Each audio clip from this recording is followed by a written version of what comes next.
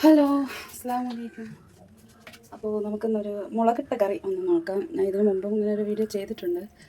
ഇതിപ്പോൾ നമ്മളുടെ കറണ്ടില്ല, ഇന്നലെ പോയ കറണ്ടാണ്, ഇതുവരെ കറണ്ട് വന്നിട്ടില്ല. അപ്പോൾ പിന്നെ തേങ്ങ അരച്ച് വെക്കാൻ പറ്റില്ല. ഇവിടെ എല്ലാവർക്കും തേങ്ങ അരച്ച് വെക്കുന്ന കറിയാണ് ഇഷ്ടം. പക്ഷേ ഇന്ന് വേറെ ഒരു നിവൃത്തിയില്ല. അതുകൊണ്ട് തന്നെ മുളകിട്ട് കറി വയ്ക്കാമെന്ന് വിചാരിച്ചു.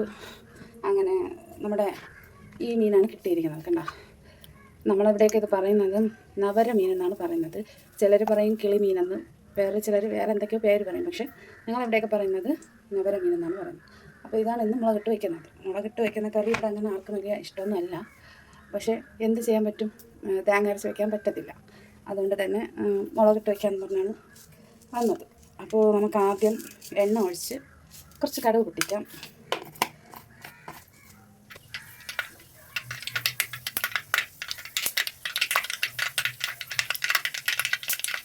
പിന്നെ നമുക്ക് കുറച്ച് കറിവേപ്പില ഇട്ട് കൊടുക്കാം. പട്ടപ്പട്ടേ പൊട്ടണുണ്ടാവും. അത് കഴിഞ്ഞ് കുറച്ച് സവാളയും പച്ചമുളകും ഇഞ്ചിയൊക്കെ കറക്കി വെച്ചിട്ടുണ്ട്, അത് തട്ടിക്കൊടുക്കാം. ഇഞ്ചിയും പച്ചമുളകൊക്കെ ഒന്ന് തട്ടിക്കൊടുത്ത് നമുക്കൊന്നത് ഇളക്കി കൊടുക്കാം. നന്നായിട്ട് ഇളക്കി കൊടുക്കാം. ഈ അടുത്തൊന്നും കറണ്ട് വരുന്നൊന്നും ഒരു പ്രതീക്ഷയില്ല. മറ്റേ ട്രാൻസ്ഫോമറൊക്കെ പൊട്ടിക്കിടക്കുന്നുണ്ട്. അങ്ങനെ പറ്റിയതാണ്. ഇന്നലെ മുതൽ കറണ്ടില്ല, ഫോണിൽ ചാർജില്ല, അങ്ങനത്തെ ഒരുപാട് പ്രശ്നങ്ങളുണ്ട്. അപ്പോൾ നമുക്കിതൊന്ന് നന്നായിട്ട് ഇളക്കി കൊടുക്കാം. കുറച്ച് ഉപ്പിട്ട് കൊടുക്കാമേ.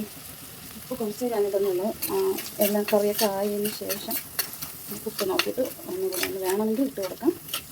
ഇത്ര ഉപ്പ് മതിയെങ്കിൽ പിന്നെ ഇട്ട് കൊടുക്കണ്ട. അപ്പോൾ നന്നായിട്ടൊന്ന് ഇളക്കി കൊടുക്കാമേ. അപ്പോൾ എനിക്ക് എല്ലാവരും പറയാനുള്ളത് വെച്ചാൽ എൻ്റെ ഈ മോംസ് ഹാബിറ്റ് കിച്ചൺ എന്ന് പറയുന്ന ചാനൽ എല്ലാവരും കാണണം, സബ്സ്ക്രൈബ് ചെയ്യണം, ഷെയർ ചെയ്യണം. നിങ്ങൾ സപ്പോർട്ട് ചെയ്താലേ എനിക്ക് മുമ്പോട്ട് പോകാൻ പറ്റുള്ളൂ. പ്ലീസ് എല്ലാവരും സപ്പോർട്ട് ചെയ്യണേ. അപ്പോൾ നമുക്കൊന്ന് ഇളക്കി കൊടുത്ത് ഒന്ന് മൂത്ത് വരുമ്പോഴേക്ക് നമുക്ക് അടുത്ത സംഭവം ഇട്ട് കൊടുക്കാം. കുറച്ചുകൂടെ ഒന്ന് മൂത്ത് വരണം കേട്ടോ. നന്നായിട്ട് വരഞ്ഞ് വന്നിട്ടുണ്ട്. ഇനി നമുക്ക് ഇവിടെ ഒരു തക്കാളി ഞാൻ അരിഞ്ഞ് വെച്ചിട്ടുണ്ട്, അതിനെ കട്ടി കൊടുക്കാം. അതും കൂടെ ഒന്ന് നന്നായിട്ട് ഇളക്കി കൊടുക്കുക. ഈ ചട്ടിക്ക് ഒരു പ്രശ്നമുണ്ട്. എന്താണെന്നറിയാം, ചട്ടിയിൽ ചൂട് പിടിക്കാൻ ഇച്ചിരി താമസമുണ്ട്. അതായത് അടുപ്പത്ത് വെച്ച് 5 മിനിറ്റൊക്കെ ആകുമ്പോഴേക്ക് ചൂടാവും. അത് കഴിയുമ്പോൾ ചൂട് പിന്നെ നമുക്ക് നിയന്ത്രിക്കാൻ പറ്റത്തില്ല. ഈ കുറച്ച് സമയം കഴിഞ്ഞ് തീ ഒന്ന് കുറയത്തുള്ളൂ. തീയല്ല ചൂട്. അതുകൊണ്ട് തന്നെ തീ ഒന്ന് അഡ്ജസ്റ്റ് ചെയ്ത് കൊണ്ടുപോകാനേ പറ്റുള്ളൂ. ഇങ്ങനത്തെ വഴക്കുള്ള സംഭവത്തിലൊക്കെ അല്ലെങ്കിൽ അടുക്കി പിടിക്കും, അല്ലെങ്കിൽ കരിഞ്ഞു പോകും. അങ്ങനത്തെയൊക്കെ കുറച്ച് പ്രശ്നങ്ങളുണ്ട്. അപ്പോൾ നമുക്ക് നന്നായിട്ട് ഇളക്കി കൊടുക്കാം. നല്ല മഴക്കോള് കാണുന്നുണ്ട്. മഴ പെയ്യൂല എന്നുള്ളൊരവസ്ഥയിലാണ് നിൽക്കുന്നത്. അപ്പം നന്നായിട്ട് ഇളക്കി കൊടുക്കാം. ഇനി നമുക്ക് കുറച്ച് പെരിഞ്ചീരകം ഇട്ടിട്ട്, പൊടി ഇല്ലാത്തതുകൊണ്ടാണ് ഞാൻ പച്ച പെരിഞ്ചീരകം ഇട്ട് കൊടുത്തത്. ഇട്ട് കൊടുത്ത് ഒന്ന് ഇളക്കി കൊടുക്കാം. നന്നായിട്ട് ഇളക്കി കൊടുക്കണം. ഇനി നമുക്ക് കുറച്ച് പൊടികൾ ഇട്ട് കൊടുക്കാം.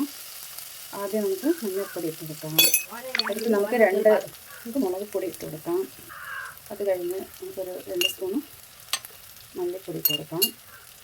അത് കഴിഞ്ഞ് നമുക്കൊന്ന് എല്ലാം കൂടെ നന്നായിട്ട് മിക്സ് ചെയ്ത് കൊടുക്കാം. നന്നായിട്ട് മിക്സ് ചെയ്ത് കൊടുക്കണം. ഒരു പച്ചമണം മാറുന്നവരെ നന്നായിട്ട് നമുക്ക് മിക്സ് ആക്കി കൊടുക്കാം. അടുത്ത് പുളിവെള്ളം പിഴിഞ്ഞ് വെച്ചിരുന്ന പുളിവെള്ളം നമുക്ക് പിഴിഞ്ഞൊഴിച്ച് കൊടുക്കാം. നമുക്ക് എല്ലാം കൂടെ ഒന്നുകൂടെ ഒന്ന് മിക്സ് ആക്കി കൊടുക്കാം. കുറച്ച് വെള്ളം കൂടെ നമുക്ക് ഒഴിച്ച് കൊടുക്കാം.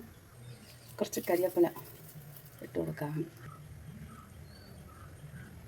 കുറച്ച് തക്കാളി നമുക്ക് ഇട്ട് കൊടുക്കാം.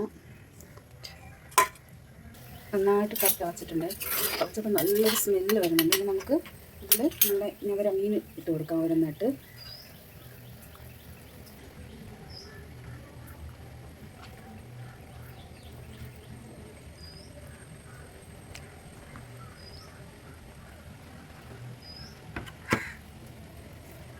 ഇനി നമുക്കിതിനെ മൂടി വെച്ചൊരു 5 നിമിഷം വേവിക്കാം.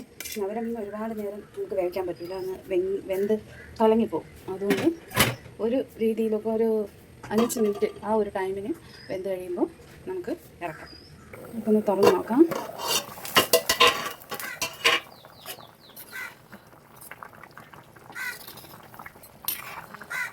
നന്നായിട്ട് തിളച്ചിട്ടുണ്ട്. കുറച്ച് എണ്ണ അത് പുറത്തുനിന്ന് ഒഴിച്ച് കൊടുക്കാം.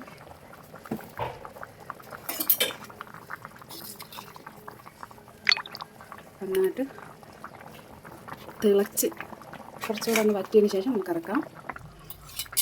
നന്നായിട്ട് തിളച്ച് വന്നിട്ടുണ്ട്. ഇനി നമുക്ക് ഇറക്കി വയ്ക്കാം. അപ്പോൾ നമ്മുടെ മുളക് കറി റെഡി.